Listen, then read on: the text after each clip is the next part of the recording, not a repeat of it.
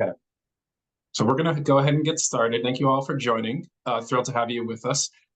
I do want to share that there is a Q&A function at the bottom of your screen, and I want to encourage you to use that as we navigate through this presentation today. We're going to have a dedicated spot towards the end of the presentation where we'll have some time to answer any questions you have. And if you want to contribute them as we move along and as the questions are fresh in your mind, please go ahead and do that. So we'll get started in the content in just 1 minute. I do want to take a minute to introduce today's content leaders, starting with myself. I'm Patrick Glazier. I chair McKinley Advisors Research and Insights and our business transformation practice areas.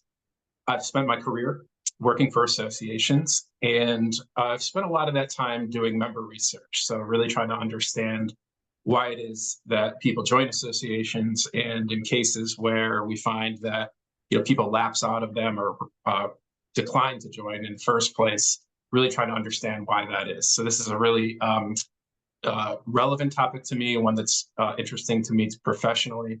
And I was so thrilled to see all of you on our attendee list. And I know that there are quite a few experts in membership joining us today for this conversation. So thank you. We're thrilled to advance the conversation. I'm going to ask my colleagues, Susan and Caroline, to introduce themselves next. So Susan, why don't you go ahead? Hi, everyone. My name is Susan Davis. I'm a senior consultant at McKinley Advisors, and I work on the organizational excellence team, and I support a variety of projects at McKinley, from governance to strategic planning to dues modeling and membership. And I've been with the firm for about 2.5 years. And prior to joining the McKinley team, I worked at the American Society of Civil Engineers for 13 years in a variety of different functions. Thanks, Susan. Hi, everyone. It's such a privilege to be here with you all today. Thank you for joining on a topic I know we're all really passionate about. Membership is a really big topic. And for me, I've also worked in membership my entire career. So for about 20 years now in member-based organizations, before moving to McKinley about 10 years ago. And a lot of the work that I do here centers on membership modeling. So I was really excited to be able to contribute to this piece and dig in a little bit with what we've been seeing with our clients over the past few years in particular. So thank you all for being here today. We're really excited to discuss this and then get into some Q&A with you all at the end. So looking forward to it. So the purpose of today's webinar is to share the results from our recent report, Membership Reset, Delivering on the Promise of Membership. If you don't have access to the report at the current time, if you need a new link to download it, we will have a QR code towards the end of this session where you'll just need to take a snapshot or navigate to the link. You can download it. We're going to be covering a lot of the high-level strategic points in this presentation, really focusing on how you can optimize your membership program. But that full report has just a ton of great guidance in it and a lot of resources that I know you'll find interesting. For McKinley Advisors, this was a really important project. We consider it to be part of our DNA to give back to the association world. It's important for us to do that. And we do significant work in the arena of membership, everything from membership research to resetting member dues, and even knowing what should be included in the membership bundle versus outside of that membership bundle, figuring out those structures. So from our point of view, it was really a good time to take a look at what do we know about membership, and in particular, what do we know about membership at this point in its evolution. Part of the impetus for this work was really that as a community, we've been having a collective conversation for many years about, is membership really declining? Is it increasing?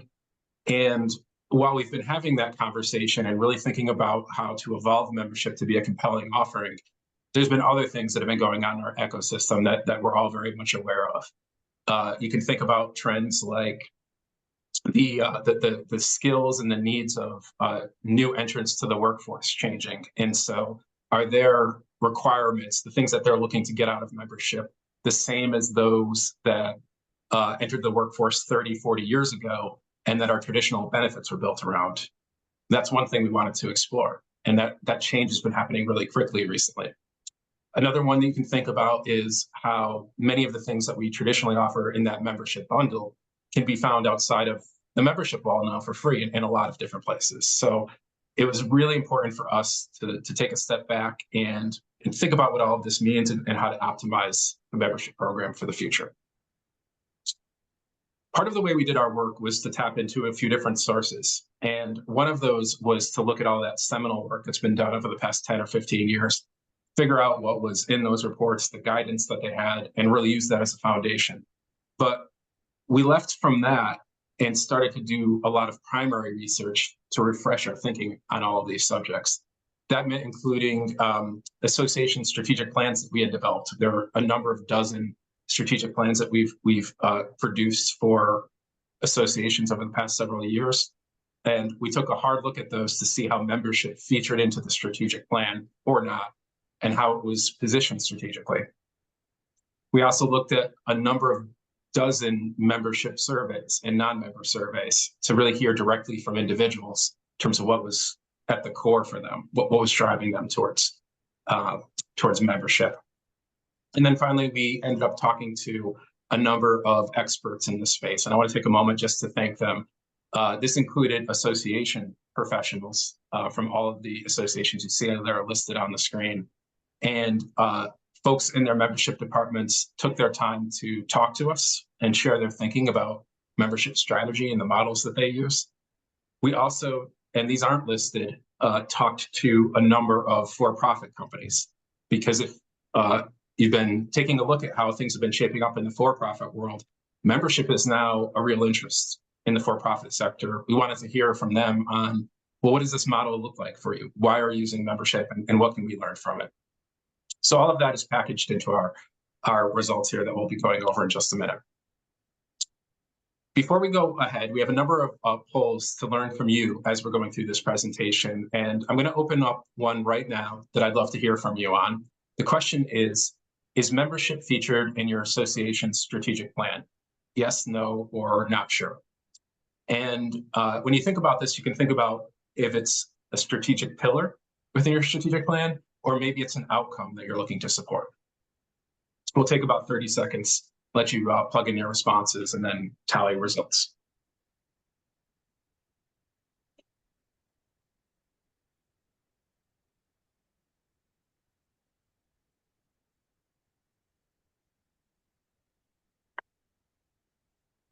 Okay, so we'll close down the poll now and get our results. So we have about 92% of individuals that membership is actually featured in their strategic plan. Another 4% that it's not, 4% weren't quite certain.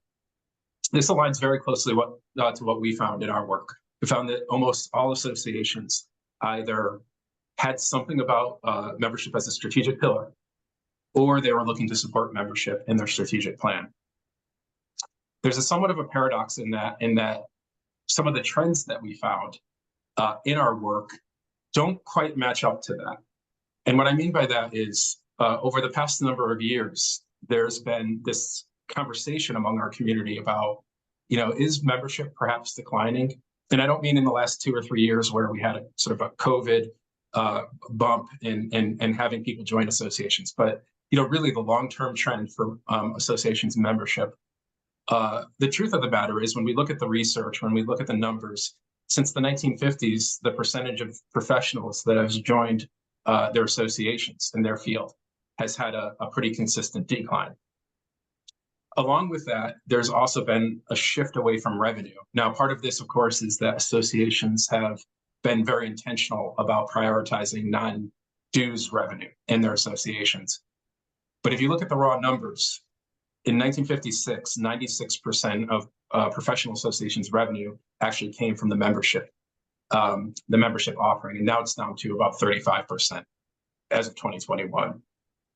So there's been this sort of sliding in how strong membership has been for associations, yet it's still such a critical component of who we are as a community. And the paradox there is, that sounds like a business challenge to be resolved. It's not something that you would want to sit out there and not to do an intervention on. Yet when we talk to associations, the associations that we interviewed, others that we've learned from in our research, membership is oftentimes one of those things that's under-resourced. There's oftentimes just a couple of staff, even for very large associations that are responsible for membership. It might not have a clear strategic focus. It's kind of there, but it's not really built into what are we trying to accomplish here with our membership. And when you look at how it's structured within associations, it's usually as a silo that has to coordinate with a lot of different departments, and that can create this sort of tension between membership and how it actually drives forward on achieving value. Let's compare that to the for-profit world. Now, in the for-profit world, as I mentioned, there's a real interest in membership. The recognition being that many companies have understood, particularly in the last 10 or 15 years, that people are really looking for a relationship with their products and their services. It's that the idea of just sort of having a transactional kind of relationship is one that many companies are trying to get away from, because it doesn't endear loyalty and it doesn't provide the grace and just the stickiness that they're really looking for. So they very much have seen this as a strategic advantage and are looking for interesting ways to build membership into their existing business models. Now, that's not all for-profit businesses, but it's for many big ones and many interesting different business models that we wanted to explore in this research. What I'll leave you with there is that this trend has continued to grow. In the for-profit world, it's going to quadruple between 2021 and 2030. That's at least the projections that we have.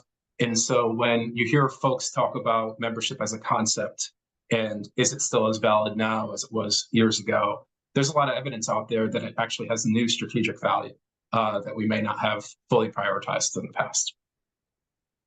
So with that, I'm going to turn over I'm going to turn things over to Susan to talk a little bit about our results. Thanks, Patrick. So I'm going to spend a little bit of time talking about the barriers to maximizing membership. And our research focused on those barriers that are within the realm of control for associations to change. So not macro issues like the economy or generational issues. But what we found was that there are 5 key barriers that associations are facing when it comes to maximizing membership. You can see those 5 on the screen. I'm going to talk through some of those, and then we have a few slides that go a little bit deeper into each of these. The first one is that all too often membership just is. We heard from an association executive that membership is a heritage of the past, and it's mostly a way of offering discounts. And what we learned is that oftentimes membership is underpinning everything that an association does, but that can lead to deprioritizing membership for the organization. There's oftentimes an ambiguous connection between membership and the resources that associations offer, rather than being an intentional service that's focused on as a priority. Next, we learned that most associations do not resource membership commensurate with its strategic or financial contribution.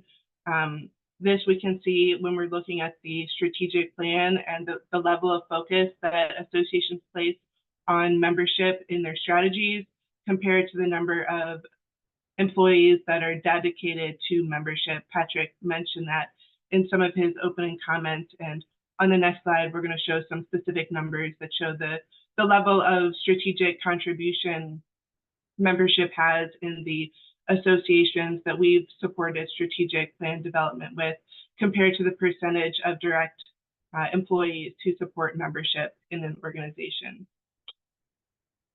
Another barrier to maximizing membership is having a focused value proposition. This is particularly hard in the association space, especially when many associations serve multiple segments. So having clear focused value for each segment can be very challenging. And when we ask associations, what is your value proposition, we oftentimes hear about things like the annual conference and publications and events. But member value is more than just the tangible benefits. it's also about the intangibles like community, connection, and belonging. But having a focused value proposition is very hard for a lot of associations. The next barrier that we learned in our research was that associations struggle to differentiate membership benefits from non-member benefits. And where we often see this arise is in a lack of a paywall strategy. A lot of the associations that we spoke to in the research had trouble deciding what should live behind the member wall and what should be open access. And some were switching back and forth between what might live behind the member wall or might be freely available to all. And of course, this is understandable because of the missions of our organizations that can make this particularly challenging for associations. And the last of the key barriers that we found was around technology.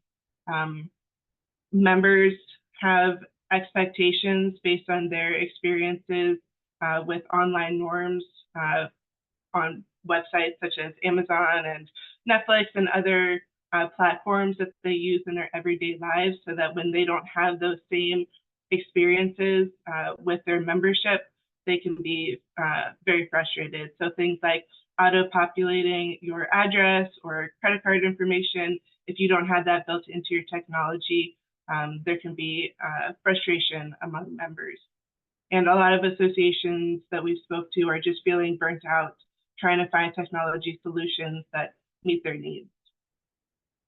I'm going to dive into a few of these a little bit more closely.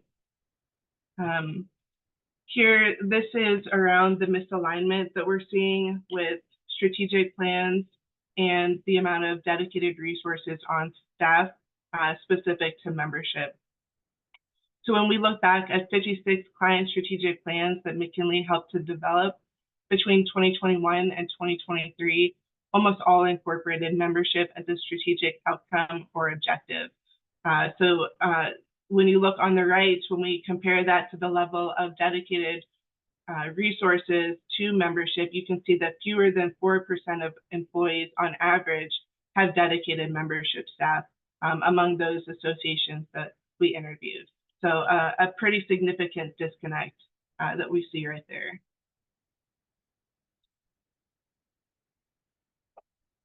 Looking into the challenge that associations often have in having a focused value proposition, this is a quote that we have from ISPOR, looking at the challenge that they face, considering the many layers of membership that they have. They have a variety of different layers of membership, including academics, researchers, pharmacy, industry, consultants, and all of these individuals are working across numerous different work environments. They have multiple membership segments, such as students and professionals, and they're working across the globe. So to have a focused value proposition can be really challenging, especially for associations with multi-stakeholder memberships.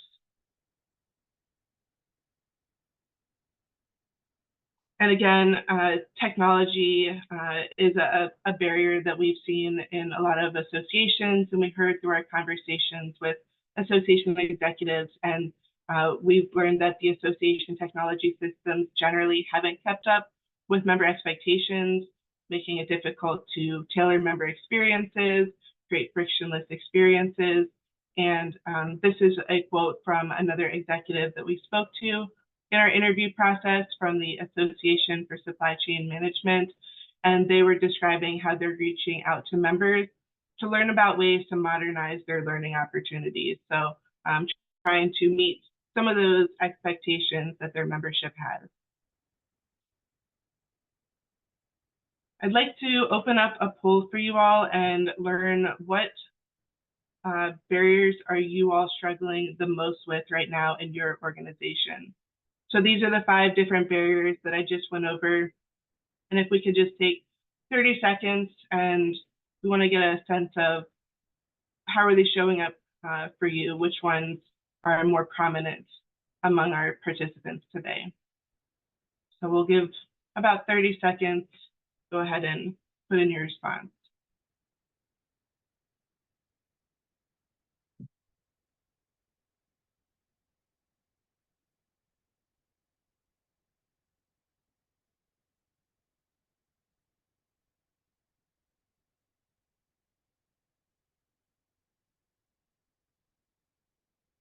right.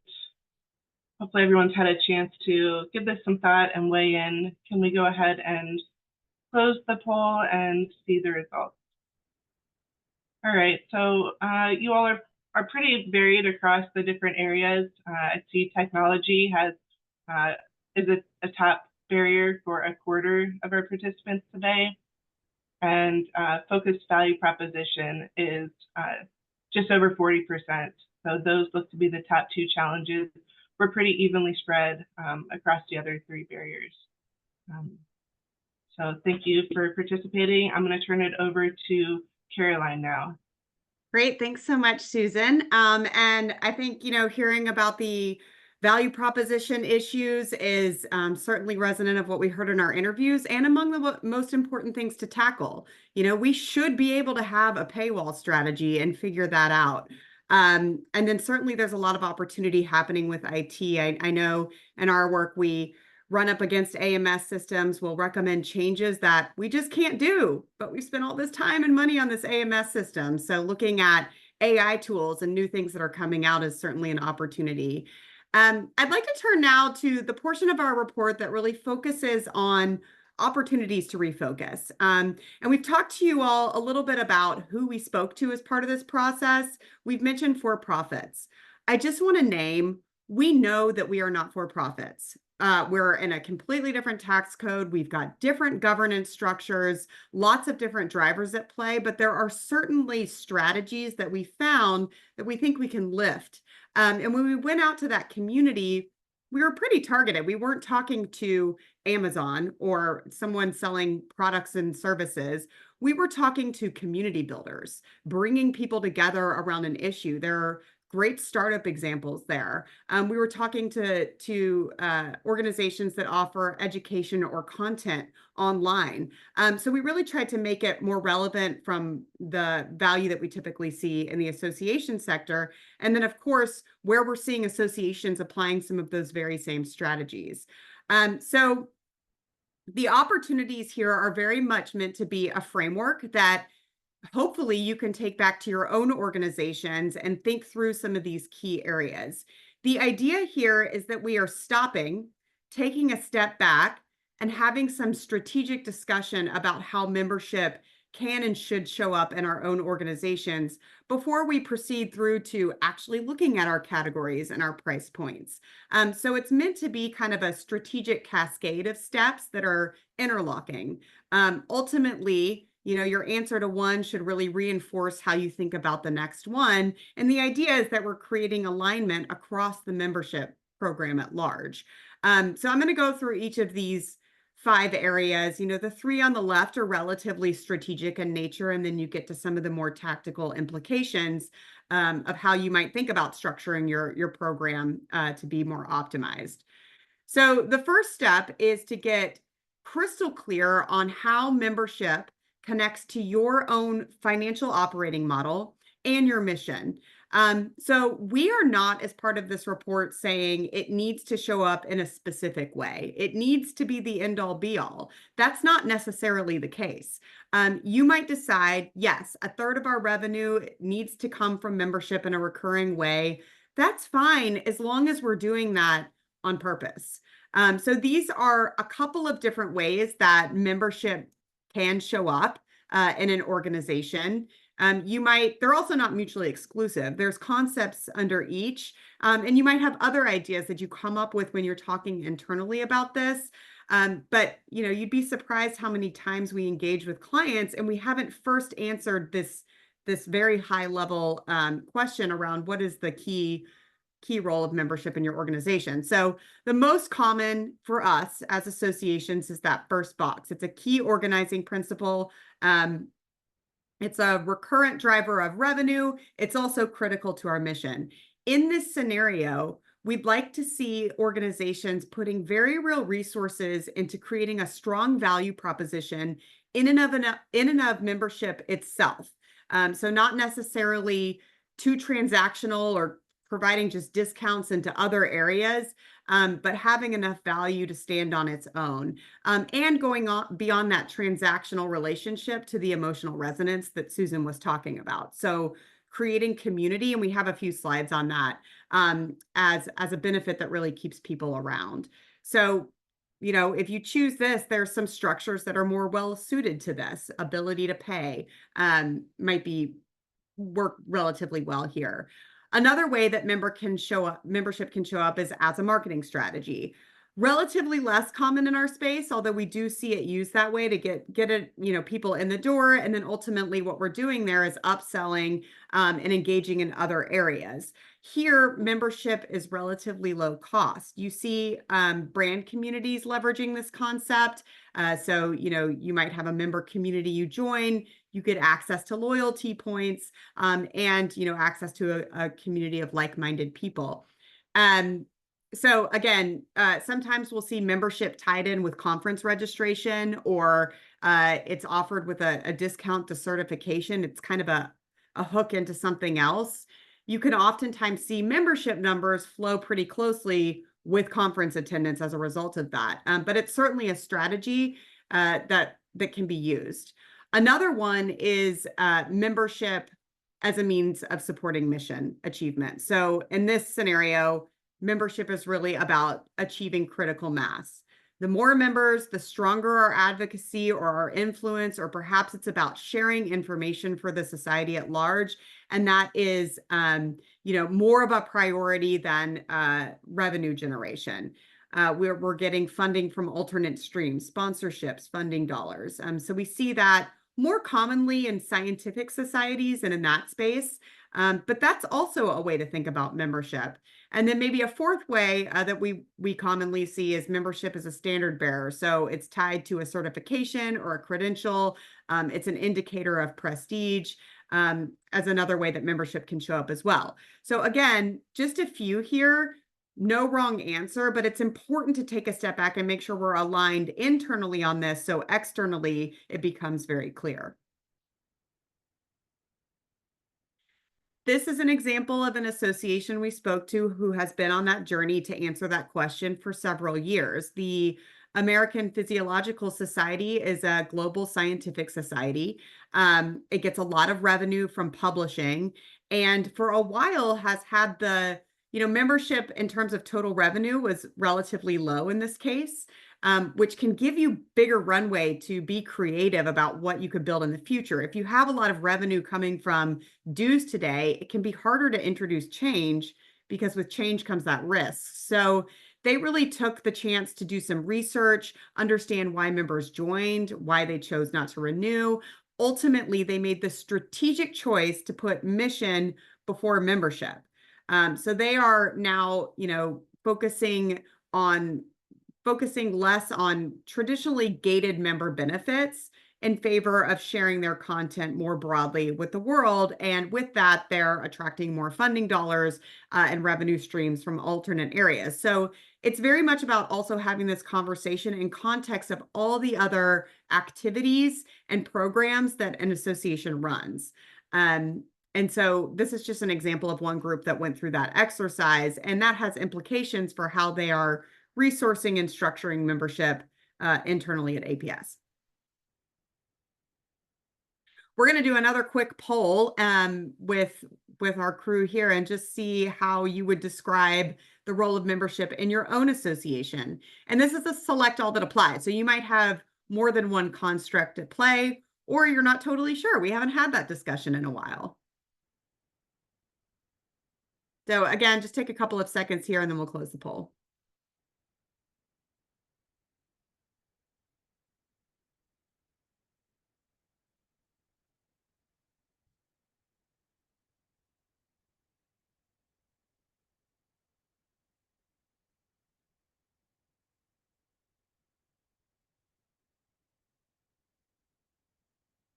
All right, hopefully most of you had a chance to submit.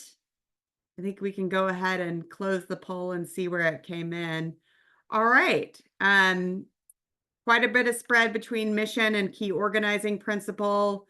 About a third using it as a marketing strategy, standard bearer for professionalism. So a lot of spread across the board here, which I think is interesting. And all of these support different models and constructs. So hopefully what we give you today can give you some ideas to take back. So another key step that we'd certainly recommend in applying this type of framework is know who you're serving with membership and know who you are not serving with membership. This is an area where, and again, you've seen one association and you've seen one association, so we don't want to overly generalize, but it is not uncommon to see that association sprawl where we have, 5 or 6 grades of membership for different audiences or roles. It's fine to attract new audiences, but we want to be sure we're not using it as a band-aid to fix issues in our core priority markets. Because if we are, we can inadvertently create a little bit of an identity crisis. So we want to be sure people can identify, see themselves. I think this is a great quote from a community builder that we spoke with about the need to focus when you are engaging in building a community, because ultimately it comes down to trust and identity. I love that they mentioned Facebook and LinkedIn. We often hear them as well. In today's age, that's competing for people's time and attention. You can go to LinkedIn Learning, yes, but they literally serve everyone. So the value that's brought with that safe space where you can connect with someone, show up, and participate in a way that allows you to express who you are is critical. And that's where that focus becomes really important. And again, when you're thinking about moving to an adjacent market or growing, we've heard a lot of global growth opportunities lately, maybe ancillary or secondary audiences. We're not saying not to engage in that. We're saying, make sure that the demand is there, that you're able to serve them. The more that you have to change your capabilities and your value proposition in order to meet the demand of a new market, the more risk you introduce, the more change, the more potential for competition as well. And so as you think about those end steps, the further away you get from the core, the more risk you're going to be introducing. This is an example of an association, again, that did a branding effort that had some implications for the member program itself around who do we serve, who do we not serve. And if this conversation is easy, we want it should be a difficult conversation because the idea is that you're making choices, which if you're doing that correctly, that's very hard. That who we're not serving, who are we going to decide we're not going to focus on right now? But the Association for Diagnostics and Laboratory Medicine recently did a rebrand, and the whole goal of that was to better represent the breadth of those in and adjacent to laboratory medicine. So there had been some evolution of the field, and that needed to flow through into the association's brand and its membership program. So the new brand is designed to be broader and more horizontal, but it also provided them with a lot of clarity on where they're going to be deep and where they're going to be specialized in niche, because they're not going to do that everywhere. And so they have a really good sense internally of how that shows up in membership. So again, having that conversation, what's driving those growth? If we're going to go out to a new audience, are you maxed out on your core? Do you know your market penetration? How much change is required to capabilities in order to grow in that way? And can you serve others in a way that competitors can't emulate easily? So thinking through that and answering that question and being really crystal clear, because if we're not clear on that internally, externally, it becomes confusing for your market. This was one of the biggest takeaways from, and one of the more refreshing things in talking to, some of the peers in the for-profit sector. But we do see some associations doing this really well. And that is to define the universal problem membership is solving for the member. I think a good chunk of us said membership is all about mission. It absolutely should be, but if you are, putting a lot in membership and you're hoping that it grows and contributes to your bottom line, it has to go beyond the mission and the good of the order and be about the member. And squarely focusing on the problem that you're solving for the member. So this is another great quote. You might have 10 different things you're doing. You might have a number of different personas you're serving, But if you can get crystal clear on the universal problem you're solving for and the one or two benefits that really let you do that, that's where you can unlock a lot of value. So some examples of that for Weight Watchers, it's to lose weight, period. For the Society of Women and Engineers, it's to access career support and challenges unique to women in STEM. For AAOS, who we spoke to, it's to be better, faster at your job. For Better Up Coaching, it's to instantly match to a career coach. For Hey Mama, it's to connect with other moms who are simultaneously trying to grow their career. Those are examples of both associations and for-profits. So being really clear about that, and then knowing where someone is in their journey, along that growth pattern and meeting them where they are, that's where you can do some segmentation. But the one or two things and focus there. And remember that the benefits that recruit someone in are oftentimes different than the benefits that retain someone long-term. So having that as part of your ecosystem as well. This is a great example of an association that did a really great job of crystallizing the value proposition of membership specifically. So the Association for Supply Chain Management historically had membership tied in with their certification program. So you got a discount to certification when you joined. What they found was that membership ebbed and flowed with participation in that program. They did a lot of research and figured out not everyone wants that. There's actually non-members that wanted to join but didn't need that. So what they did was they created a membership that offered, very simply, free education content and special interest groups. And then they cut the dues for that grade of membership and have seen significant growth from that change. It's really simple, and it kind of decoupled the complexity with the certification program. So they've had a lot of success with that, and they made adequate investments in their IT stack to be able to deliver on that in a meaningful way as well.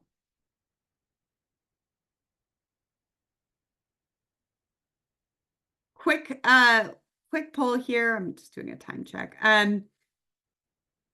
We're going to see another poll here where we're asking you to rate your level of agreement. Membership benefits are very focused and clear in our association. So take a couple of seconds on that one.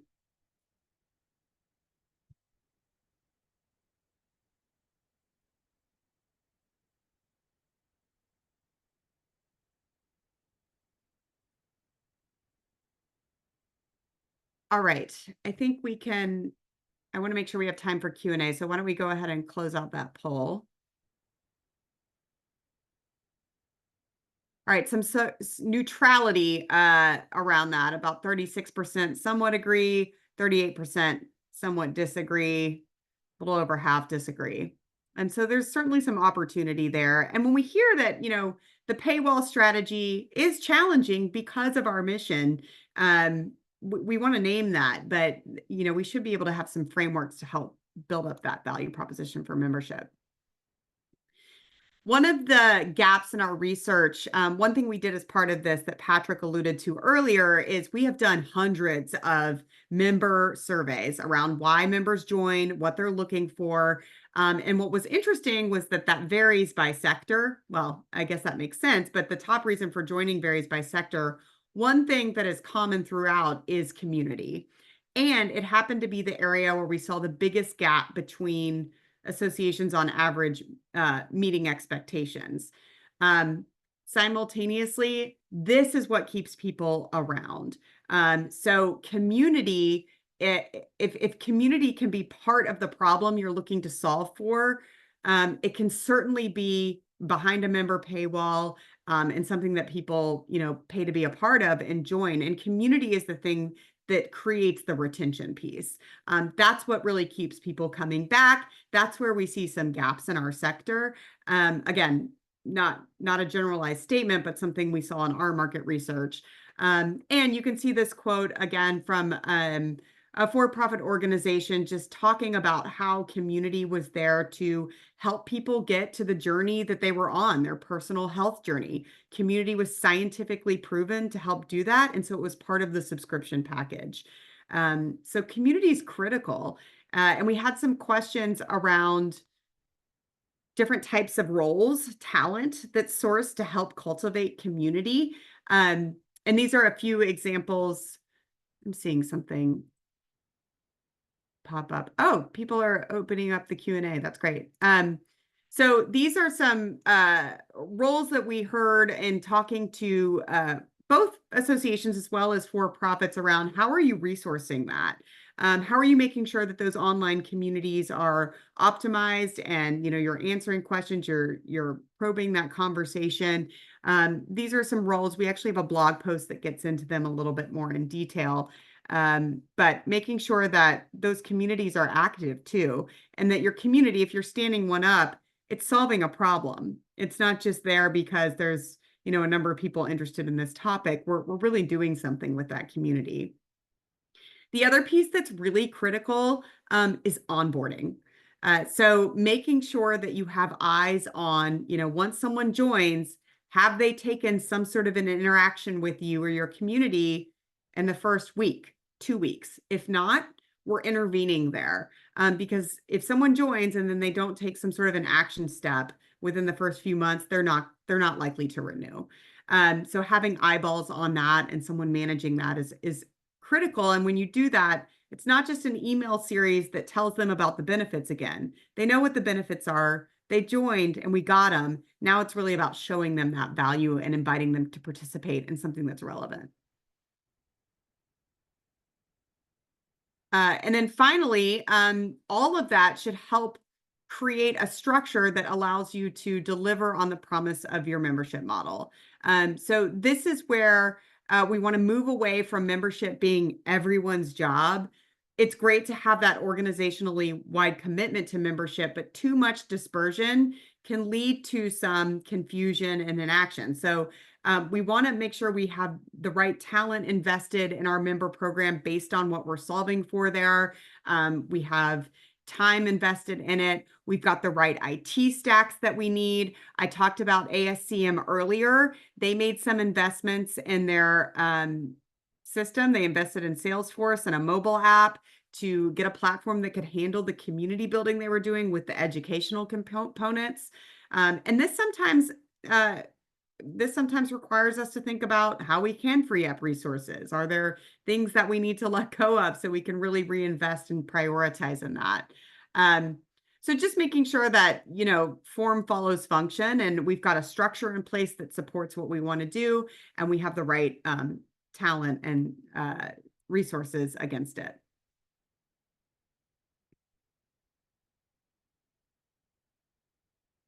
If it's not measured, it's not managed, is one thing that our strategy and innovation team will often say. And, these are some key metrics that for-profits and associations are tracking relative to their member programs. Some of them are interesting in that they help really track that stickiness, so that retention piece, looking at things like repeat business from existing members. That's a loyalty measure. And if you're monitoring that, you can see if you're performing well there, if you're creating that relationship with your members. Patrick, are you going off mute for? We good? You're good. Okay, sorry. Another one is monthly active users. So for-profit companies who are managing online communities have a lot of metrics to make sure those communities are functioning properly.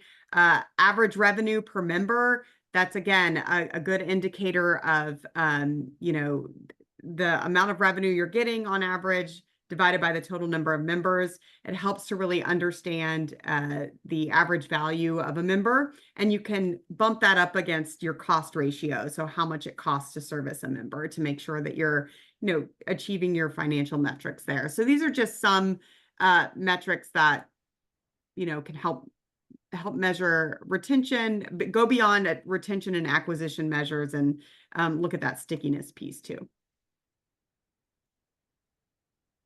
Okay, so there's a lot to unpack under each of those 5 steps. This really synthesizes 10 actionable ideas for delivering on the promise of membership that we've gone through.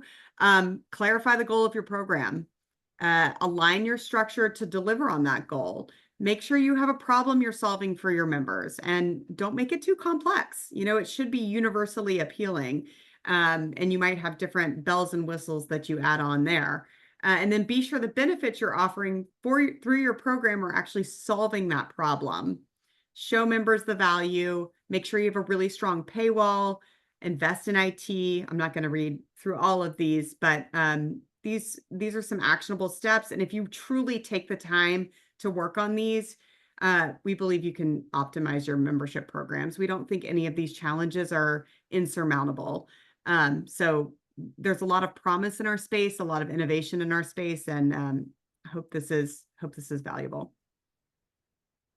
Patrick, I'm going to turn it back to you to run our Q&A so we can hear from our participants. That's great. Thank you so much, Caroline, for that great content. On the slide right here is that QR code I promised a little earlier. So please, if you want to download the report and don't have it handy, just take a shot of that QR code and navigate, and you can download it. I'll keep this up for just a minute or two. We are moving to Q&A. If you haven't submitted a question for us just yet, please go ahead and do so using the Q&A function. I have a few questions to get us started. And first one is regarding that idea of community, which I know is so important, as you described, Caroline, and really fostering some glue with the membership. Question is, what are some ways to build community when you don't have a dedicated technology platform to help foster this? And I'll ask you first, Caroline, then maybe Susan will want to weigh in.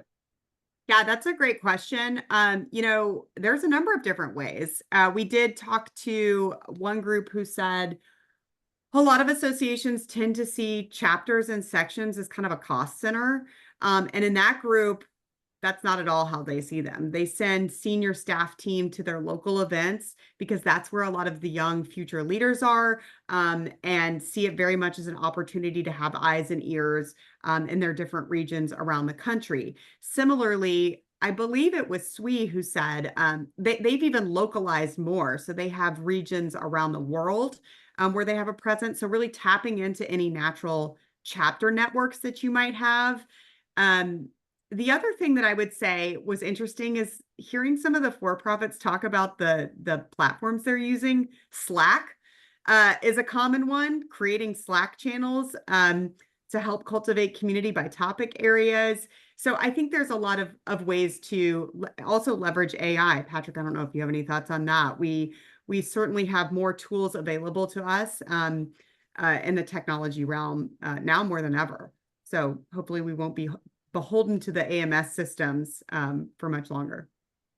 Yeah, Patrick and Caroline, one thing that stood out to me from our conversations with some of the for-profit organizations was the idea of being intentional in bringing community away from the message board. So if you don't have a platform, that's okay. Community shouldn't live solely in your online platform.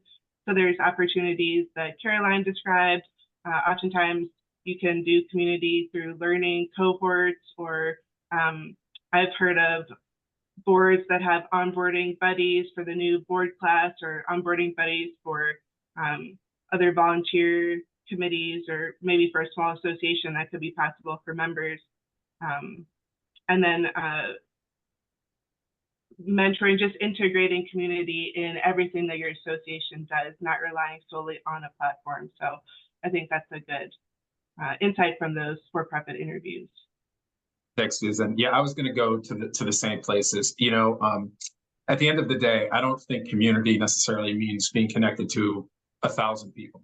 I think one of the important elements is that people feel a sense of identity and belonging when they do arrive at your events, for example. So is there cliquishness to them? And can you break that down? Do I see the same people honored and awards and all of that? And can you get beyond that to bring everyone in?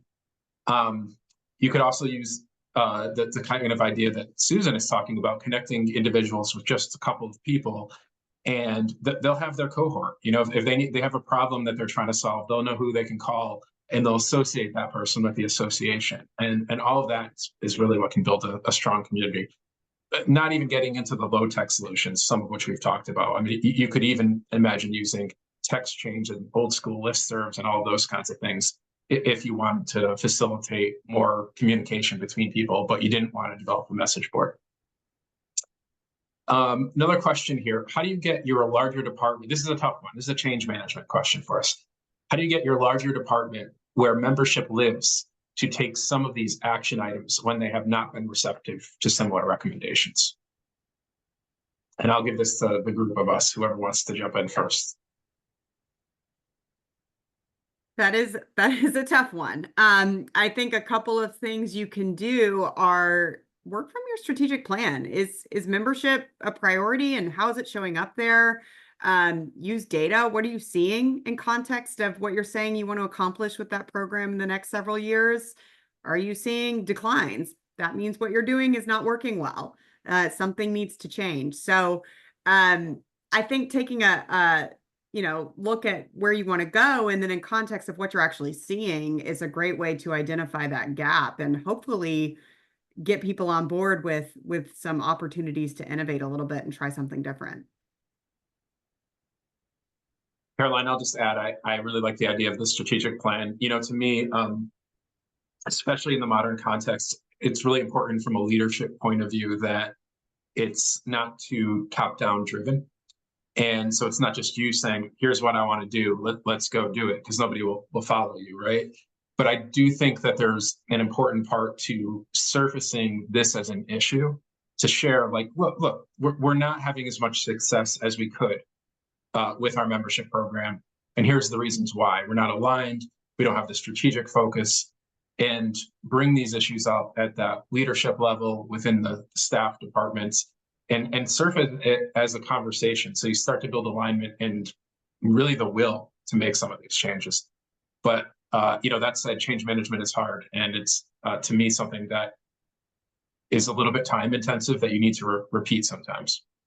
Yeah, I think also understanding why they're not receptive is always a good strategy. Here's another one. Our biggest challenge is generating enough new leads to cultivate in our pipeline. What suggestions do you have for reaching and nurturing new audiences?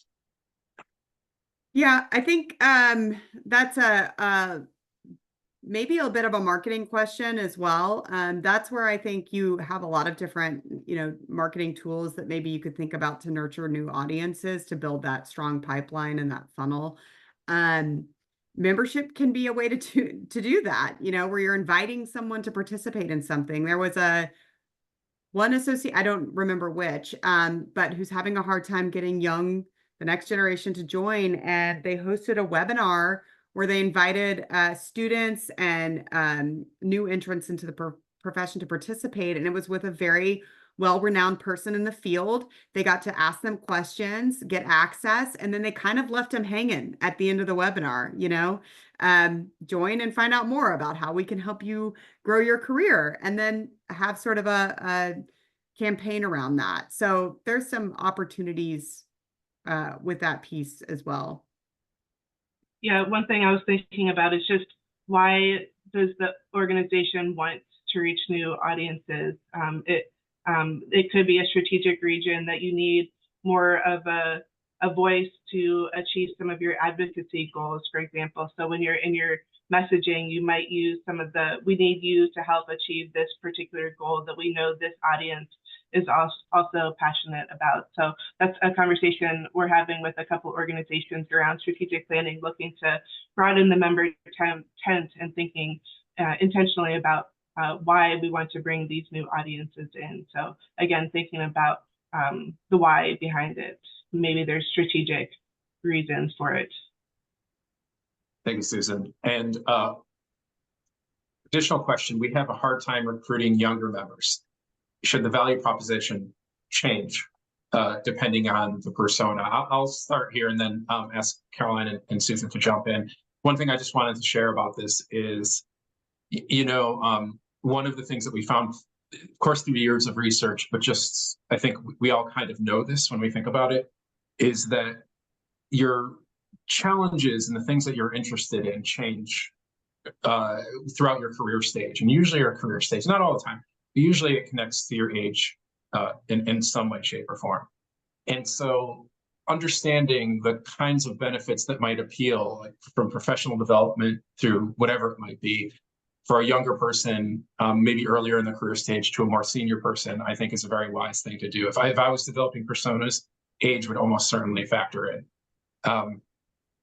Caroline or Susan, you want to add to that?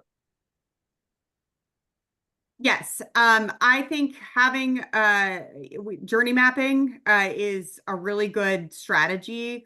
We still would recommend not being overly complex with the universal problem you're solving through membership. Within that, though, you might have different personas. So I'm trying to think of an example. If your goal is to, I don't know, grow in your personal health journey, if you're starting out at step A, you should be met with some benefits and some steps that are, the first step you might take versus someone maybe who's been there for a longer time and has had some repetition or just needs a little tune-up. You have a different set of things. So you're still going for the same, universal goal or on the journey, but you're on different pieces of it. And I definitely think there is a career stage persona or journey mapping that should be considered with associations. We see it come up most regularly in our research. It's pretty well studied. So yes, would, be a good investment to make. One thing that comes to mind for me is that the value proposition might be the same for younger members versus more tenured members. For example, governance or participation in governance is attractive to a lot of different members, but for younger members, they might be attracted to the opportunity to learn and network with others on committees, whereas those who are more senior or tenured, they find value by having an opportunity to give back to the profession that they love. So they both find value in participating in governance, but different messages can be targeted to attract different audiences, specifically younger members in this case. Great, thank you, Susan. I want to share with everyone, if you did ask a question, we haven't gotten to it, we'll follow up with you afterwards. On the screen is another QR code. If you would like to talk about your approach to membership and would value some support in that, we're here to help. So please don't hesitate to reach out to us. Thank you all for joining us today. I hope you've found value in this, and we look forward to hear from you. Thank you all. Thank you.